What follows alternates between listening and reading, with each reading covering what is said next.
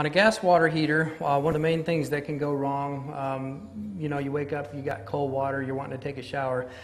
It's usually the pilot light that has gone out, and that can be created by many different things, something as simple as a windy night the previous night and just blow it out.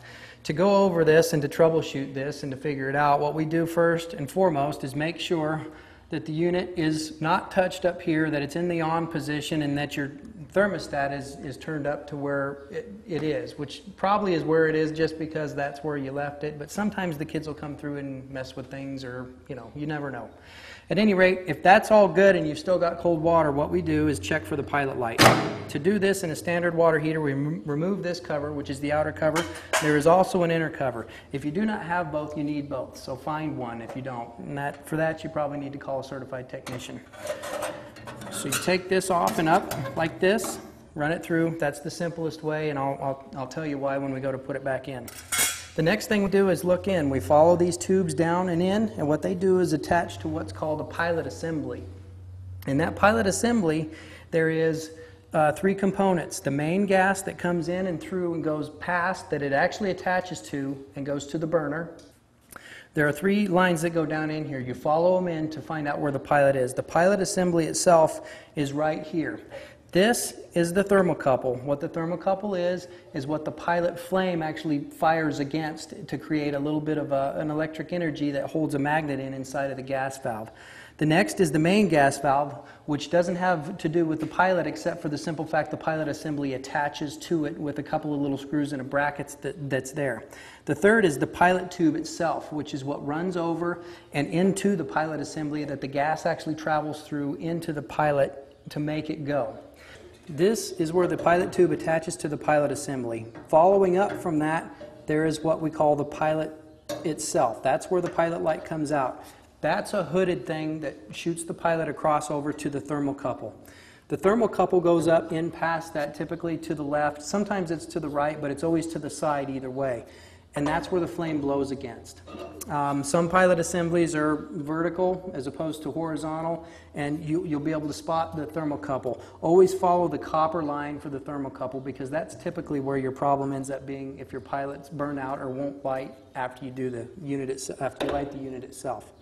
So those are the components that are in there. What you're looking for is a small blue flame in there. If you see that, there's probably something else wrong with your gas valve or something along those lines that needs to be addressed, probably by a certified person, and I'd recommend that you call them out as opposed to trying to troubleshoot any further past that. Now, what we'll do is going over how to light a pilot light. Okay, to light a pilot light, first thing you need to do, make sure your gas is on over to the side. The next thing you need to do is make sure this is in the pilot position, matching up with the hash mark that's on the front of the gas valve. As you can see, it has a little slot that lines up with that hash mark, and it says pilot pointing out towards you to the front. The next thing that you need to do is depress the pilot button.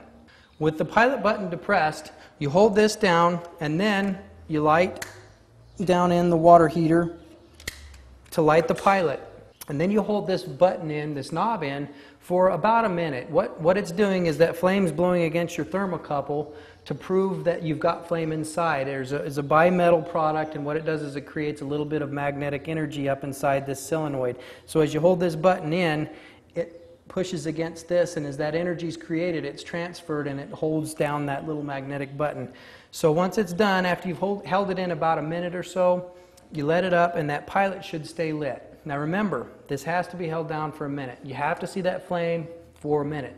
If you do that and the flame stays on, what you do, turn your knob to vacation mode or pilot mode. Some of the other ones have a pilot mode, and you turn it to the on position.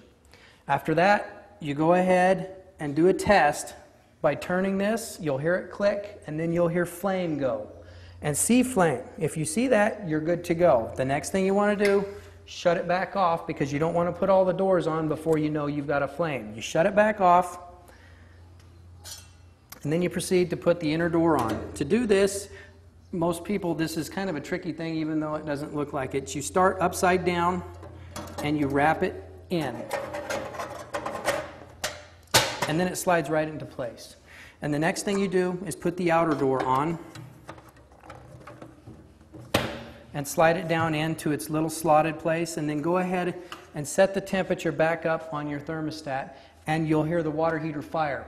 Now, something I'll let you know, in a gas water heater, sometimes when you fire it up and it's been a cold tank all night or more, you'll hear a dripping or a hissing inside, and it sounds like it's leaking.